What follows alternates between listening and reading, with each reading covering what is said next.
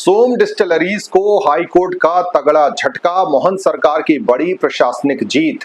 नमस्कार, अखिलीक्स की इस एक्सक्लूसिव डीप डाइव स्टोरी में आपका बहुत स्वागत है। मैं हूं अखिलेश सोलंकी। मध्य प्रदेश के सत्ता गलियारों में इन दिनों सबसे बड़ी चर्चा आबकारी विभाग के उस चक्रव्यूह की है जिसने प्रदेश के सबसे बड़े शराब कारोबारी समूह सोम डिस्टिलरीज को पूरी तरह से उलझा कर रख दिया है।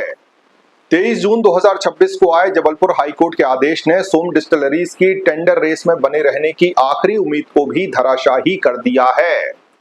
हाईकोर्ट ने स्पष्ट कर दिया है कि बिना वैध D1 शराब लाइसेंस के कंपनी 2026-27 के देसी शराब आपूर्ति टेंडर की वित्तीय बोली में शामिल होने की हकदार बिल्कुल नहीं है। सरकार की ओर से पेश हुए अतिरिक्त महाधिवक्ता ने अदालत के सामने ये साफ कर दिया कि कंपनी की तकनीकी बोली पहले ही खारिज हो चुकी है, जिसे उन्होंने चुनौती तक नहीं दी है। ये न केवल सोम के लिए एक बड़ा व्यावसायिक झटका है, बल्कि इसे मोहन सरकार की उस प्रशासनिक जीत के तौर पर देखा जा रहा है जिसने बड़े कारोबारी घरानों के दबाव में आए बिना नियमों की दीवार को खड़ा कर दिया।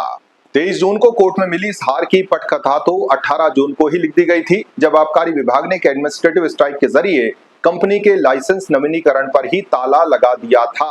आबकारी आयुक्त दीपक सक्सेना की अगुवाई में विभाग ने जो तेवर दिखाए वे मोहन सरकार के कड़े फैसले लेने की नई कार्यशैली को बयां कर रहे हैं। विभाग ने नवीनीकरण के सामान्य नियमों को दरकिनार करते हुए विशेष रूप से एक 4 सदस्यीय जांच समिति का गठन कर दिया। 12 जून को नोटिस जारी हुआ था और 17 जून की देर शाम तक कंपनी ने जवाब दाखिल किया, लेकिन विभाग की फुर्ती देखिए कि जवाब मिलने के महज 24 घंटे के भीतर 18 जून को ही आबकारी आयुक्त ने 175 पन्नों का भारी भरकम आदेश पारित करके कंपनी का लाइसेंस नवीनीकरण खारिज कर दिया। यानी कि सबसे बड़ा झटका जो था वो विभाग ने दिया और उसके बाद कोर्ट से भी झटका मिला। सोम डिस्टिलरीज ने आरोप लगाया कि यह प्री प्लान्ड कार्रवाई थी, लेकिन विभाग की दलील ये रही कि कंपनी की गलतियों ने उन्हें ऐसा करने को मजबूर कर दिया।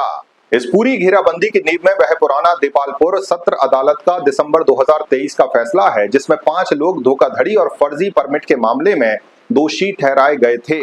आबकारी विभाग ने इसी को आधार बनाते हुए कंपनी के पुराने ट्रैक रिकॉर्ड और अन्य गड़बड़ियों जैसे करोड़ों रुपए का लंबित वैट बकाया को ढाल बनाकर नवीनीकरण की फाइल हमेशा के लिए बंद कर दी गई। हालांकि टेंडर रेस से बाहर होने के बाद अब सोम डिस्टिलरीज के लिए कानूनी लड़ाई के दरवाजे सिमट गए हैं। हाईकोर्ट ने स्पष्ट कर दिया है कि आबकारी आयुक्त के 18 जून के आदेश को चुनौती देने वाली याचिका अब केवल सिंगल बेंच में ही सुनी जाएगी। अब पूरी निगाहें इस बात पर टिकी हैं कि क्या सिंगल बेंच के सामने कंपनी आबकारी विभाग की इस अवैध प्रशासनिक किलेबंदी को भेद पाएगी जो लगातार मुश्किल होती जा रही है, या फिर सत्ता के गलियारों से चला ये तीर उन्हें लंबे समय तक शराब कारोबार से दूर रखेगा।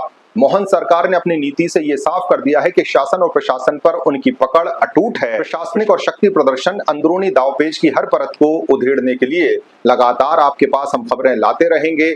लगातार आप देखते रहिएगा अखिलीक्स। बहुत बहुत शुक्रिया। नमस्कार।